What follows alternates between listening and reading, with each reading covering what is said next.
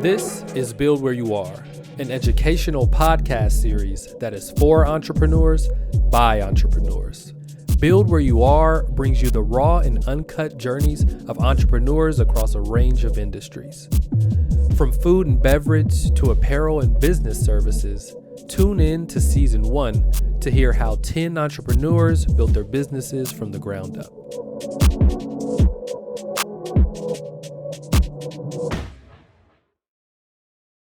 Welcome back to another episode of Build Where You Are, an ESO Ventures podcast. I'm super excited for today's guest. As y'all know, I was actually an ESO alum. I was ESO 5, and that is how I originally met Lakenda Wallace and her company, Modern Peasant Beauty. So thank you so much for joining us. Thank you. Glad to be here. I want to kick it off, really just turn it over to you if you want to start off just by introducing yourself and telling us a little bit about the origins of Modern Peasant. Modern Peasant has been building for 25 years. I started having issues using synthetic fragrances. I've had horrible migraines, didn't know why, was down and out literally for 2 days. It was bad.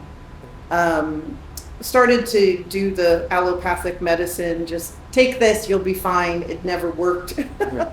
And so I started doing that thing that you do of going, well, this is what I do with kids. If they start having a reaction, you're like, I'm going to eliminate this and I'm going to eliminate this, see what happens. I eliminated fragrance and my migraines went down to about a fourth of what they had been in frequency and intensity still. But so it was huge. And so I started to learn how to make things for myself. Like, because I started, wanted some skin cream. I'm always, you need that lotion. But if it's just oil and it doesn't smell like anything, that's not right. So I started learning about how to infuse plants into the oil so that I could have like a really nice lavender oil and it was the start of something. It started to build, making fragrances, because then I was like, what else could I do? How more intense could we get this? It's beautiful.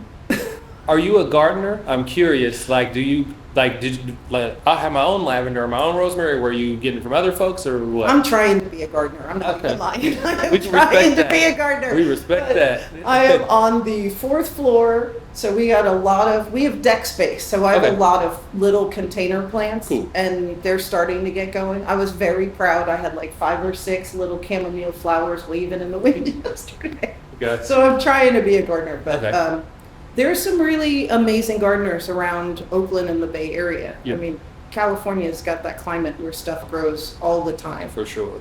So I will rate a garden. I'll talk to people about gardens. I'll make friends with people. So I'm like, listen, can I have some of that jasmine though? That's why I was curious. I was just curious if you were like, I had all this extra lavender anyway because I was growing it, so I didn't. But okay, so you were, but still you were using these natural ingredients. So if you were going out and getting lavender or going out and getting chamomile, and then you started making like your own oils and tinctures, and how was that? You were just in the lab, trial and error? Or? I am a little bit of an alchemist. I will try some stuff. Okay. I had thought if you can get the scent out of plants with oil, then you should be able to get it out with alcohol. And you'll see like a lot of recipes like Jeannie Rose and Valerie Wormwood, like all these aromatherapy people talk about using vodka.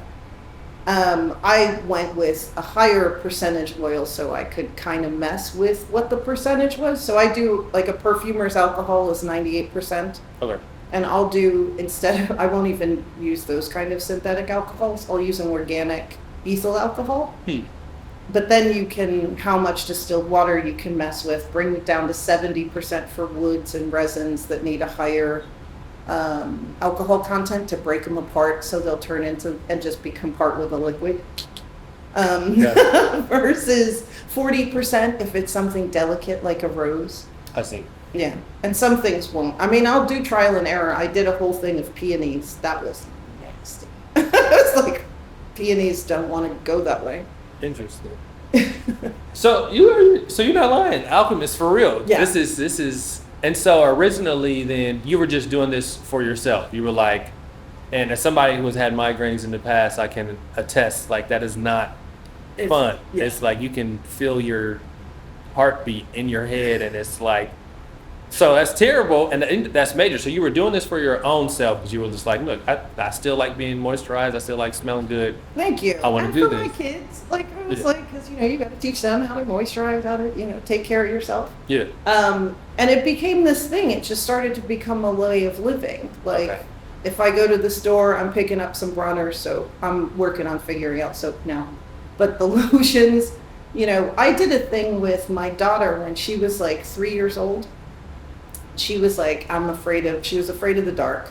Right. Kept telling me there were monsters in her closet. And I'm like, this little psychic girl is probably picking up all kinds of energy. So we sat down and made monster spray with lavender and chamomile and all of these fragrances that just make you sleepy and chill out. And then I was like, okay, so we're going to have you spray down your room because it's your space. You are primary in your space, and you should always have to be primary in your space. Right. So you go through and tell them they can't stay here. So she would go around the room and spray every corner. Monsters, monsters, go away. You can't stay here to play. And then the whole room smelled like lavender. That girl would lie down, be like, we talk for a minute, tell a little story. She was out. Interesting. And was that your plan? You were like, well, I know lavender will make you go to sleep too. Yes. And it's that nice. That's but you parenting. Get to spray. That is good parenting. That's cool. So now you have these different scents. You're using them for yourself, your kids. You're understanding the trial and error, like become an alchemist of a sort. And when did you say, okay, this is something that I don't want to just keep to myself. I want to actually potentially turn this into a business? Or was it, how did that come about? That was my partner's doing. I would make sense in their Christmas presents, birthday presents. You were probably getting some little oil or something from me. And we were preparing to go to his mother's family's summer vacation for the first time. So I was making up these little packages to be like, it's so nice to meet you for all like the sisters and stuff. And he looked at what I was doing. He was like, why is this not a business? Why are you not selling these? And it was a thing that I did not, although I knew it was good, I don't know that I respected the work. I thought anybody could do this. So it was like, I'm not sure I can. And then I was like, wait, what? Yeah, everybody's not an alchemist. Yeah, I know that now. It seemed so easy at the time. Yeah. And sometimes we discount the things that seem very easy to us, but it's like that's what we're naturally attuned to. And that's what we're supposed to bring into the world. So that's very real. I'm sure everybody probably has something like that where it's like, oh, I just do this, and it's like just because it's a family thing or it's been passed down, it's like that's how that's how my dad is with cars. But it's like he's worked on cars forever, and he's like, oh yeah, I don't know how to do this. It's like you did it 1,000 times. That's why, like, so that's the point. That is a gem. Okay, and so from there, you're like, all right, I do have a gift. The product is good. It's been tested on different folks because I give it out as gifts. All my friends and family are my lab rats. Right. So, and then you're like, okay, what was it like? I'm gonna set up a website and do this. I'm gonna, there's so many ways. Some people are like, oh, I have to go set up an LLC first. Other folks are like, oh, I'm gonna make some stuff and set up a website. Other folks are like, oh, it's a market here. Maybe I'll go and sign up and try and do that. What was your pathway to getting your first set? I went for the website. I had thought about going through and doing like a Kickstarter or something. And then I was like, if I'm doing that much work, that should be, and I realized your Kickstarter can be your marketing, but I wasn't ready to push like that. So 2019, October of 2019, not necessarily the best timing. I started my business. Worked with some people that I knew. Use your community. I had people who were marketers and branding. I had done marketing for years. That had been my career. So I reached out to my network, and they were like helping me define what I wanted the business to be and be about. Because I have 100 ideas. I knew I wanted it to be about me, but like you still gotta narrow it, bring it in. Yeah. And then I put up a website. I started taking pictures. Everywhere I went, I would have a little bag with me with all my perfumes in them. Because you never do. It's like, that table will be a nice backdrop. And those were my first marketing pictures and the first pictures for the website. And told friends and families, emailed, Facebook, Instagram, and just started a thing. And I started, by the time I fully started, COVID lockdown had happened. Okay. So I started pushing on Etsy. Etsy was first, actually, from before the website. Cleansing room spray, Palo Santo and lavender. It's really nice. And for anyone who doesn't want to actually smudge with smoke, it's really beautiful. But it'll clear a scent out of a room. But just the name cleansing room spray made it super popular during COVID. Remember we were washing our groceries because we didn't know what was up? I was wiping them down with a Clorox wipe, for sure. And so people were like, and I had priced it way too low. So it was a two-parter. On the one hand, it sold like crazy. And then I was like, but how come I don't feel like I've really made any money? It was like I had $10 a bottle or something. Yeah. For something that literally takes me 3 months to create. Got it. That's crazy. So did you end up adjusting that price? Oh, I did. I bumped it up. To what? I'm curious. 25 for 30 milliliters. I had done 10 for 50 milliliters originally. Oh. Which was insane. Like, I'd slap my wrist when I think about that now. But it's interesting though, and I just want to ask you, like when it comes to, and I think this may circle back to the point you made earlier about, oh, I do this, I'm kind of naturally have a knack for it, I'm doing it. And not only did you not necessarily see value in it from selling it first, but then when you did, you were like, I really undervalued my own time and stuff spent. Because sometimes you're like, oh, okay, the raw materials or whatever may not cost me this much, but you don't factor in the amount of time that you spend, which is really the most valuable. Yeah. Yeah. You got to get paid for your time. And then you still have to buy the bottle, the labeling. Right. And, labels are a thing because the brand evolved. The brand has been evolving since day one.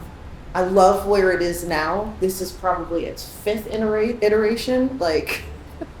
So, I learned don't buy bulk on your labels because you're like, I did it, we're done. You're never done. Don't buy bulk. Just buy little sets.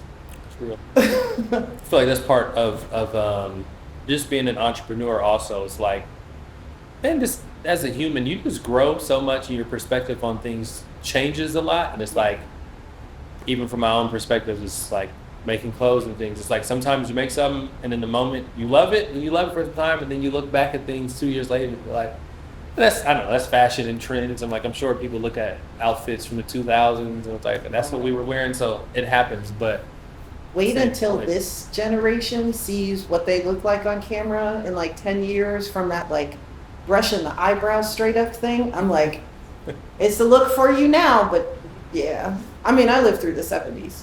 So we had some looks that were also, you're like, oh, you don't need to show that picture. Okay, so now we're so during the pandemic, you have the cleansing room spray. You did a little rebranding. You've gotten your price point correct. And it was validation, right? Like, I get that I hit a trend just at the right point, but I had repeat buyers and 5 stars and all these great, this is delicious reviews. I sent it off to like one of my tarot readers. I watch tarot on YouTube way too much. One of my favorite tarot readers on YouTube. And she was like, called it out New Year's. It was like New Year's Eve, and she's like calling out my spray. this is delicious. I got it right here. And it was funny because by the time she opened it, the label didn't even look the same. It's hysterical. But, but it was validation. So I just kept going and I kept making things. And then I got a couple of, I started taking classes with the Institute of Art and Olfaction out of LA. It is a nonprofit that puts an effort and an emphasis on independent perfumery. Right? I mean, if you look at the corporate perfume structure, it's like everything's made by Coty, Guerlain, it's like there are major players in the game and a lot of little guys are shut out. There are like 4 of the major players got busted earlier this year because they were keeping certain things away from other independent perfumers, certain scents and molecules that they could use to build perfumes. So it's a thing. And independent, they teach you, there's classes there that are like the math of perfume making. Like I honestly admit all of my formulas look like recipes, like somebody's kitchen thing. But I'm comfortable there, but I understand how to do a perfume formula as well because I've taken these classes.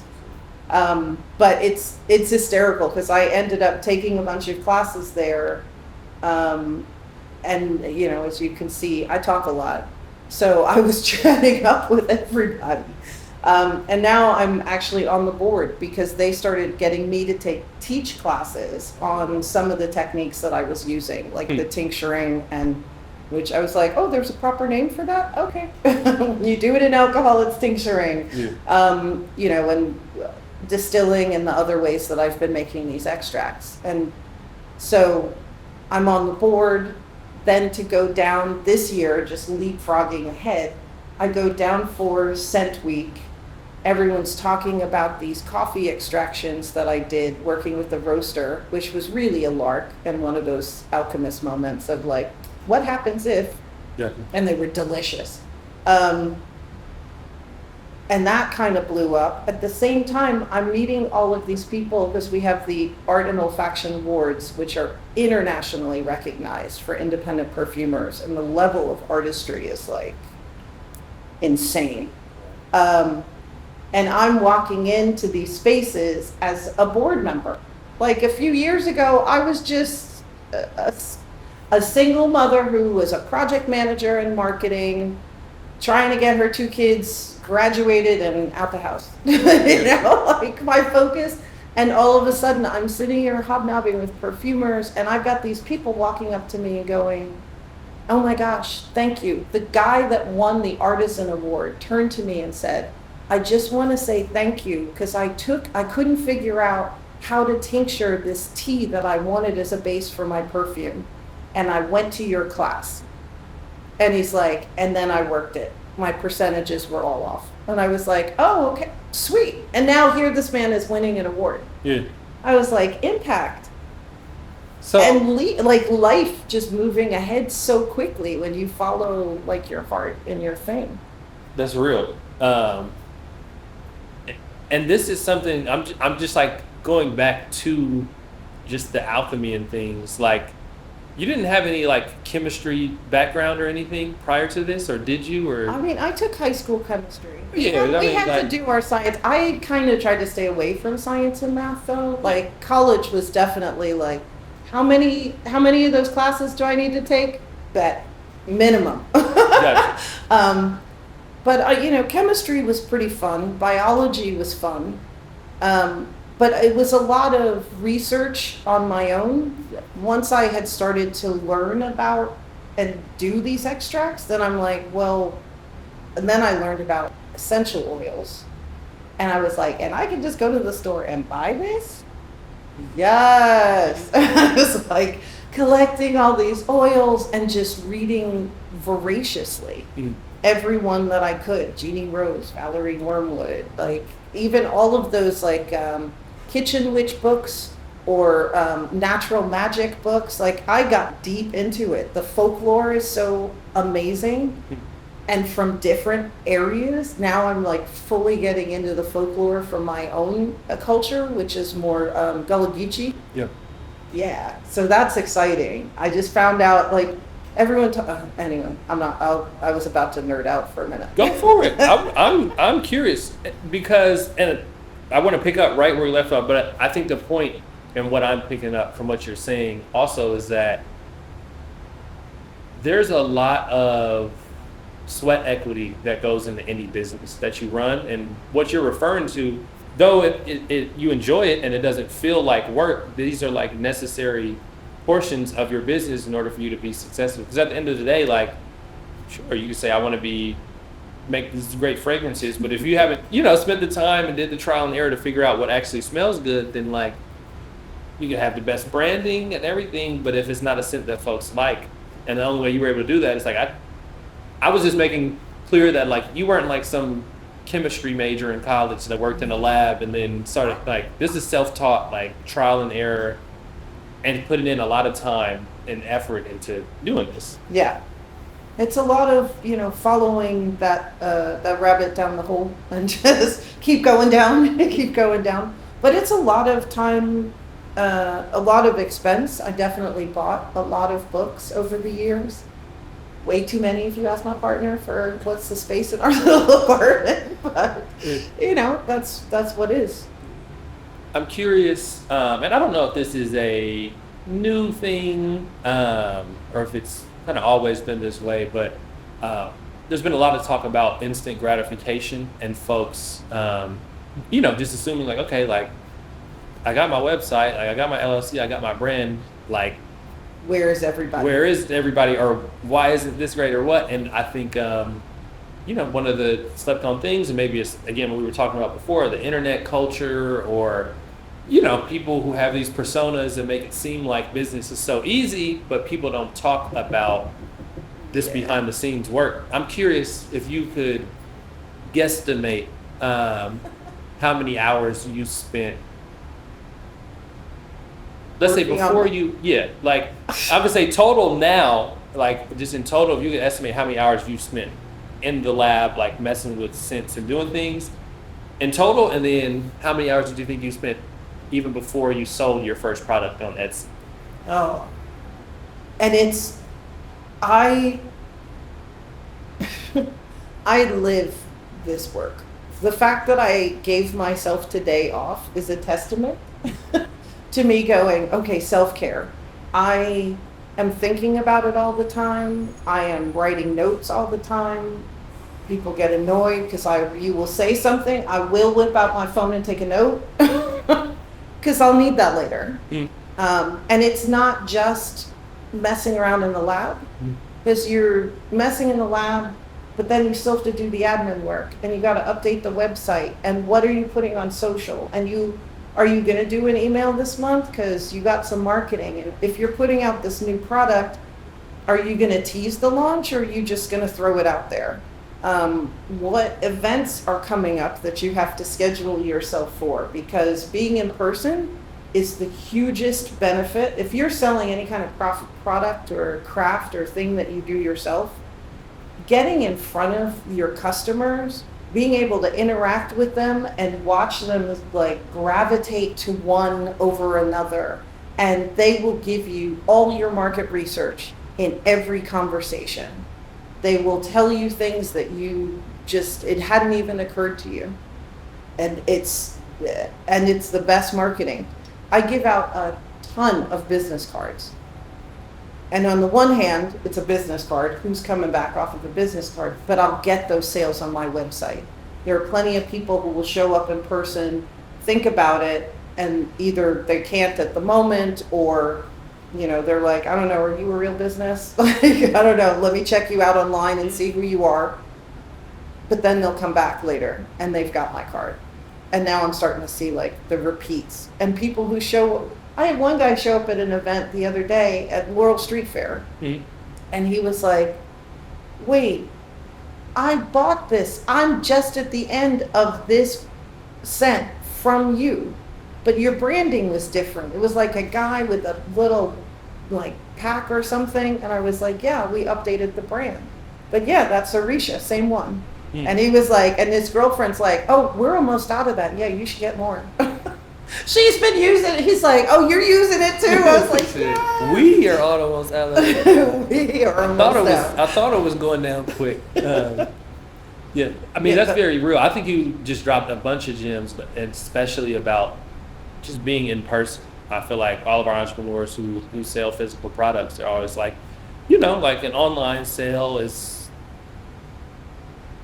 you put in a lot of work to get that online sale from the advertising and the photos, and if you're running ads or the email things. But like, if you can get at the right events and get people to come, especially for you, it's like, I can smell your perfume online. However, if I smell it once in person and I'm like, ooh, I like this, and it's like you say, then they'll go online and then they'll tell their friends, right? Oh, you know what? There was this natural perfumer I met. Yeah. Yeah, no, you can't. I cannot tell you how valuable it is. So I want to ask now, so we have the backstory. You love this work. You're an alchemist of sorts, right? Yeah. You had the cleansing room spray. You were on Etsy. Then you expanded. You sold. I'm curious, at what point did you decide like your legal structure, especially with like perfume, something that folks are putting on their skin? A lot of times as an independent entrepreneur, sometimes you're just like, I'm like, oh, wait a minute, this is like taking off. I really have to formalize. Some people are like, oh, I could be a sole proprietor. Other folks are like, I need more protection, so I have to be an LLC. Other folks are like, maybe I want to have equity stakes, I'll do the S corp or whatever at some point, depending on how it are. But yeah, I'm just curious, what was your process? I have a family of lawyers. Like, my sister's an attorney, her husband's an attorney, my ex-husband's an attorney, his best friend's an attorney. So I was like, what the idea of liability was always on my mind. I'm like, someone, I broke out, I had an allergic reaction because I didn't know this was in the formula. Or anything can happen. I'm like, I'm not playing that game. So I did do a sole proprietorship to start, but I had insurance off the bat. Did not open the doors at Etsy without insurance. Okay. Because that was just baseline.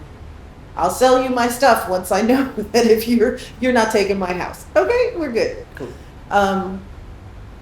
But then working with ESO was the thing of recognizing the different structures that I could have a second layer of protection by doing that LLC structure. Which doesn't mean that I wouldn't be culpable to some degree. It is my business and my heart. So if my business is suddenly, if I am sued like that, then it becomes a thing that it's the business largely that is getting sued, and my assets are protected. Right.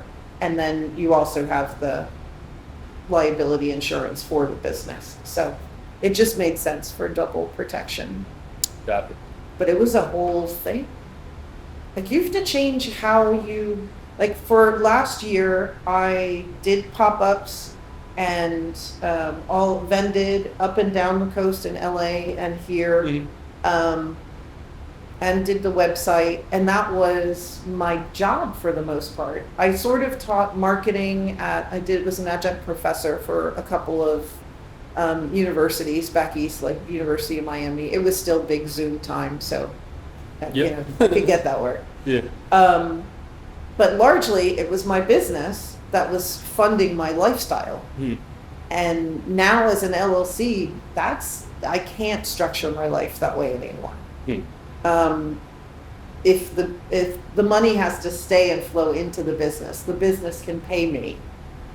And so I'm starting to create a new structure where it's like, okay, here's a set amount that I get paid for every time I do a pop-up. And, I don't have money like that. So the business cannot pay me everything. Yeah. Which is beautiful because there's money now in the business to fund and run the business, and I'm not scraping, which I've definitely done in the past. I've had those moments of I could get more essential oil, or I could go and do all that stuff I need to do at the drugstore, or I could get my makeup because I'm almost out of makeup, or I could do, and you're like, you make those choices because there's one pot of money. It's as deep as it is or isn't, then you make do. Yeah. But so I'm curious now. I mean, you talked about the affirmation that you got even from your initial selling online, the Etsy reviews, you're getting repeat customers, the 5-star reviews, then you're going, to events in person, you're having repeat customers come back and it's like, didn't recognize the branding, but I recognized the scent and the smell. I knew this is it. Great. But I'm curious to like what you were talking about. A lot of people make, especially again in the age of social media, they make the life of an entrepreneur seem ultra glamorous. A lot of It has some glamorous moments. No lie. But that grind is one of the things that folks don't talk about. Those difficult decisions that you talked about. And then, those moments where you're like, ooh, do I want to just get a 9-to-5 and know that I'm getting paid every other week? And so I'm curious if you could talk a bit about that. 'Cause you were saying you were a project manager, you had that side of things, but I was so ready to leave marketing. It had been one of those things. And I kind of think the universe pushes you in the direction you need to go. When the crash happened back in 2008, I'm taking you back, way back, 2008, I was director of marketing for a law firm. I had left that job for other reasons, but that's where I had expected to slot back in, right? And then 2008 happened, and all of a sudden, like, director level positions didn't look like my resume anymore. Like, director level positions were doing, like, I hired people to be my copywriters, I hired people to be my web writers, I hired, like, and all of a sudden they were like, so you could do that, right, because you're the director. I was like, what? So it was like a different skill set that was needed. So I had to kind of start over again, almost from the bottom. And, marketing and tech is also like, you have to be in the know. It's what you know and how you stay on that edge. And so I was able to create a niche for myself as a project manager because it was like, I know how to talk to people. I know how to bring stuff together. I know how to organize and, make shit happen. It is, and that is very lucky. It's very good when you're in business to know how to make shit happen. But I reached a point where I had started to do all of this. I became known in the agency that was placing me as the go-to girl if shit was flying off the rails, pardon my French. At a company, they would have me step in as the project manager and run it. So I had some amazing moments. I worked for a winery for like a year while someone was on maternity leave, ended up launching like 6 of their websites, but I could never find that home. Like, when that girl came back for her job, she came back for her job, I was out. And they moved me somewhere else. And I'd finally thought maybe I'd found a home at this company that created electric batteries. And I was like, and even that, it was like so not a fit. Like, all of me wasn't showing up for work every day. Like, I could do the grind, but I was like, there was no, like, where was the passion? Where was the hook in? And, for me, if any one of those companies had said, hey, we want to hire you full-time, we want you here, you're part of the team, we're working as a team, and I could feel that, like we were creating something together, like I love some teamwork, that would have hooked me in. But I couldn't even find that. And I was like, I'm just dropping in and out of places. And if if I can't find that place then I'm gonna make it for myself. I had one of those like shake your fist at God moments. Like, I was like, I know you didn't do this to me. I know this is not the plan. So what's up? And then I kid you not, soon after that, I was making that pack thinking I'm going to go on vacation and sit on the beach and figure my shit out. And there I am making this little package of presents, not thinking anything of it. And he's like, why don't you do this for a business? So it's like, I asked and God answered. Now we're here. Yeah. Still working my butt off, but it's so much more rewarding. And I don't feel it. It's not a big deal for me if it's 8:00 at night when I get this idea and I start writing it all down. I don't have to sit at my computer, but I just need to capture it all. I can sit at the computer tomorrow and make that into something actionable. But even like writing out all the notes, it's not a big deal. Sure. And so I guess this other portion of entrepreneurship that I want to ask about is this, the highs and the lows of, when you do have a slow month or you go to an event and you don't get the sales that you expect, and, you have those feelings sometimes of whatever you want to call it. You'd be self-doubt, second guessing, doing this, like, can you talk about, A, how that's kind of just part of entrepreneurship, but B, how you deal with those moments and have continued to stay the course? Well, yeah, no, those moments are real. Those moments are very real.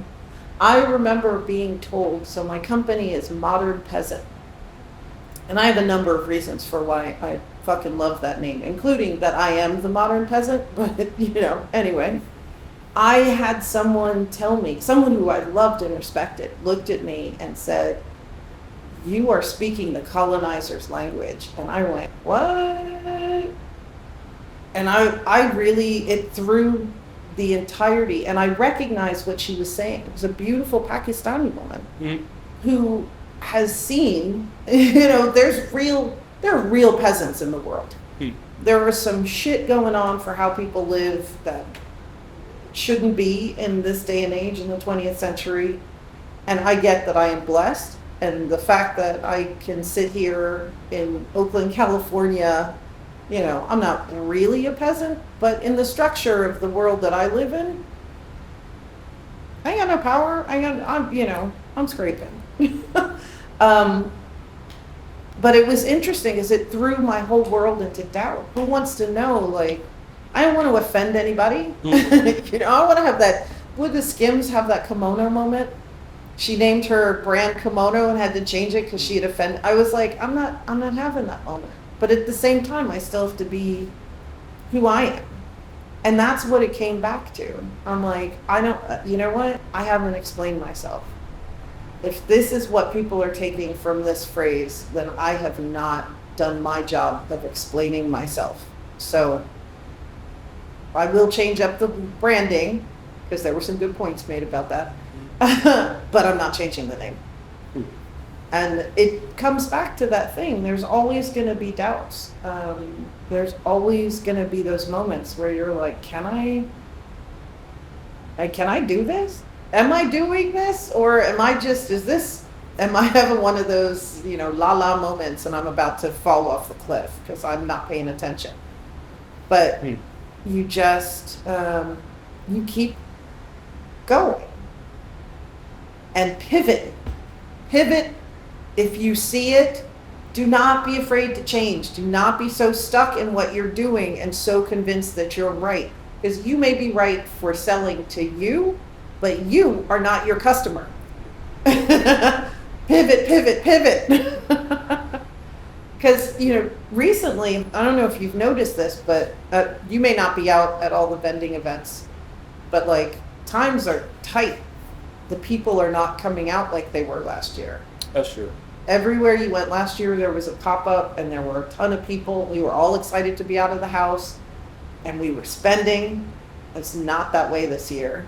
Like even West Coast Craft yesterday was, it was still a lot of people. It was still a great day. and some really great crafters. So people should come out to the West Coast, even though I don't get paid for that, but it's a great festival. But I noticed that the attendance was down by like half. So there's that place you're like, I'm not going to make the same sales that I made here last year. I'm not going to, and I mean, it was a little under, it wasn't crazy, but it makes you go, even if the big festivals like this are having this issue, the little festivals, the little things are going to be having these issues. How do you, if you know your customers are strapped, who else can you sell to? So now I'm like, you know what? I've been making all these great and delicious extracts that most people do not have the time and energy to make. So now it's time for me to start selling those to DIY for all those people who want to make their own. Find a new, how can you pivot from, you're still making the same product, but how can you change that? How can you create a new customer base? I mean, that's definitely a big one in entrepreneurship because the lay of the land changes. Like right now, what's happening in the economy is, that's outside of your control. Yeah. And so, folks are spending less money on goods that aren't necessarily necessities a lot of times. So it's like, okay, well, how do I make these pivots? How do I shift my marketing?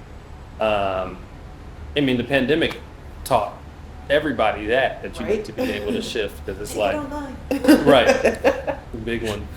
Of course, taking it online, and then it's like, well, how do you advertise better online? It's like, it's not just posting on Instagram now or Facebook or TikTok. Now you have TikTok, and it's like, oh, it's not just images. I have to make videos, and it's like, oh, wait a minute, like my audience engages more when I talk to them in videos as opposed to me showcasing the product and all of these things that you kind of have to test out. But I guess the big thing from what you said is like you have to try a range of things and see. Yeah. And then of course also the other side of it is if it's not broke, don't fix it. If you are seeing great success in something, keep doing what you're doing, but know that almost always that's not going to last forever. So you have to have that. I watch too much bad TV, like Love Island, and everyone's always talking about don't hurl your eggs in one basket. Don't put your eggs all in one basket. Like I know the vending and pop-ups and being in person is important for my brand. So I'm going to keep doing that. But I know that there's less customers, so I'm going to find some other ways to reach out to other people and other markets specifically as well. So Hustle is real. Yeah. And so now I'm just curious to hear more general. Well, actually, no. I want to backtrack again. As you're expanding, right? So you're like, okay, cool. I'm having good success. I have the online side. I have my in-person events up and down the coast. As it relates to growing your business, like obviously one of the things at ESO that we do is like we have our 10-week incubator, but then we also have fun. And it's no secret that African American folks, Black folks have not historically had the same access to funding. Correct. But even today, as it relates to getting funding from traditional lenders or whatever it may be, still not seeing the same access in the same way. And so that's like, what ESO's goals were. But I'm curious, even prior to ESO, had you ever looked into like small business loans? Were you self-funding everything? I don't know. People do everything, right? People are like, I took out people are homeowners. Like, I was able to leverage mortgage equity pull out. Robert Townsend used his credit card to make Hollywood Shuffle. He charged up all of his credit cards because he was like, I'm gonna fund it. And folks do it. Yeah. I mean, that's risky. crazy. Yeah. Risky. But it worked. Yeah. But yeah, no, you do what you have to. I had looked into funding, could not get a small business loan. And then I looked into, I've started to look into more of like thinking about getting grants. Some of my stuff, I do exhibits, olfactory exhibits are a thing, and it's cool and new and inventive, so people are into it. Okay. So thinking about trying to find some grants for something like that. Otherwise, it's self-funded. I've worked part-time in some way, most of it on and off. Last year, I ended up spending quite a bit of time just working for the business, but I was still doing the teaching. So it wasn't a lot, but it was bringing in some extra.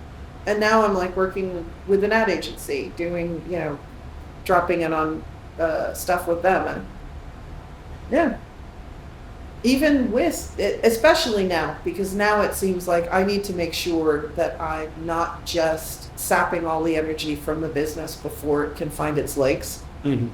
There are some big expenses coming up as I think about the pivot. I have to get safety data sheets so that it's like the FDA's rules for what do you need to have tested on your product before you can bring a product to market. Mm-hmm. And then I can go out and, I'll still sell it now because people who make candles don't really care. Independent perfumers are more interested in the smell and the thing than they are, what's your safety data sheet. But that means I can only do small amounts out of my own shop as opposed to getting someone else, like Perfumer's Apprentice, to launch and to sell the source. So it is a thing of trying to, you just got to I work 2 jobs if I need to. If that's what needs to happen to fund this, then that's what needs to happen. Gotcha. And then when it came to accessing funds, just from my understanding, you accessed Capital and Community Fund. So was that the first? Fantastic. So that's the first outside of your own funding that you've accessed for your business? Pretty much. I mean, I have, I'm not going to tell you that my partner, my other half, hasn't also contributed to my business greatly. Thank you. Gotcha. But, yeah, it's... In terms of a formal lending institution or grants and things like, Interesting. That was ESO. And it was great because I got all those classes first. So it was better than just going in and feeling like I'm going to get this money and what's the best way to spend it and how do I use it appropriately so it brings in more money. Mm-hmm. Because there's lots of projects I could do that would be really fun but are not necessarily going to bring in a bunch of money. But, and I think that's like one of the big goals now. I mean, obviously I work with ESO, but just as an entrepreneur first who joined them, I was like, oh, okay, this makes sense. Because I mean, one of the segments that we have in the cohorts is about financial trauma. And we talk about a lot of times our folks have had such a tumultuous history with the financial institutions that it's I'm actually hesitant to accept any kind of small business loan or anything like that because I'm like, oh, are you a loan shark? Is there some hidden thing under here? And so even us, when we're 5,000, 0% interest, you got some time before you have to start paying it back. Folks are like, all right, but what's the... And you feel like they're holding your hand. I work with Sasha. She's amazing. We get on the phone. How you doing? Shout out to Sasha. Exactly. But I feel like I got backup. If anything, if I run into something that I don't understand, I feel like I could reach out to someone at ESO. I asked her a million questions before I got that LLC. You got backup. Yeah. Which is huge. That's real.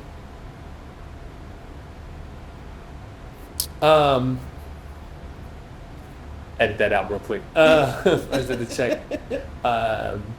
So with every interview we do, we like to close out with 3 questions. It's 3 pieces of advice. Okay. But it's for three tiers, right? So one is, what would you say to the entrepreneur who is just thinking about starting a business? They're not sure, but it's just like, okay, like I may have some ideas, and I'm like, I don't know if I want to do this. What would be like your first piece of advice to folks? Any industry, just general, wide range. If it's on your mind and it's not like a get rich quick scheme, like, this will make me money right away. But you're like, I like doing this. Should I do this for a business? Why not have a side hustle? Do it. Put your feet in there. See if it's something that you do want to spend your time and energy on. See if you have people who respond to it, and if you can make $1 off of it. See if it could become your thing. I mean, Modern Peasant started as a side hustle. I was working at the winery, and they were like, why don't you bring in some of your perfumes? Because it was Christmas time. And I brought some in, and some people bought. That was my first sale, was like me at my job. And they're they're vintners, so they were totally into grapes and, fermenting and all the weird alchemist stuff I was doing. They're distillers too. They were here for it. But yeah, you just got to try. Second question is, obviously this is like an ESO podcast. You went through the incubator, you've accessed the fund. But, as folks are potentially thinking about joining ESO, what advice would you give them prior to joining the incubator, just like in terms of preparation and, are they at the right stage? What should they expect? What would you just let folks know? It's interesting. I had that conversation yesterday. Beautiful black woman. Anyway. But she makes body butters. Delicious. I'm going to do it. Herbal Alchemist. Check her out. Her stuff is like silk. The Shea body butters. So I was like, have you heard about ESO? She said, I thought about doing it. I'd heard about it, but I didn't know. I felt like I should be further along, that I was too far along with my business. And I was like, no, you're right where I was. You are figuring it out. You're figuring out how to get it started. They'll give you, and the big thing was, I'm like, you can get funding through them. But the best part is you get the education, so you know how to use the funding. Like, you know how to work it. She was like, oh. And, just to know that I cannot stress enough the importance of knowing you have support. You cannot, one thing I'll say to someone, if it's just you, find that best friend who will talk through weird ideas with you. Find that person that you could just go to and be like, hands up, I do not have a drop of energy left in the tank, and I need come on, let's get a burger or whatever. But it's like, you need that backup, whether it's the emotional support or the bouncing things off of people. Like, you need that backup. I feel like you kind of answered my last question already with that, but it was more so just imparting wisdom, closing wisdom as it relates to entrepreneurship, your experience. If there's anything that's I would tell every entrepreneur at any level or anything, I don't know if there's a motto you live by or just something that's always at the forefront of your mind. Follow your heart. It seems like it's easy. It's not. It's really not. Half the time you're like, I think I just made that up in my head. But no, I'm going to do it because that's really what I want to do. But those tickles tell you everything about what is feeding you and what is not. And it's also that integrity line when you're like, am I going to do this job or am I not? And when you ignore and your body is telling you, I don't think you want to work with these people, believe that. It's like, follow your heart. You know more than you think you do. You know more than you think you do. You don't know everything, so ask questions. Google is real. But you know more than you think you do. Well, on behalf of ESO and on behalf of myself, Akintunde, I just want to thank you for your time. Thank you for all the wisdom you imparted. I'm going to be excited to work on this and take out these gems and show our audience this. But yeah, just thank you so much again. Lakenda Wallace, Modern Peasant. Thank you. Thank you. Thank you.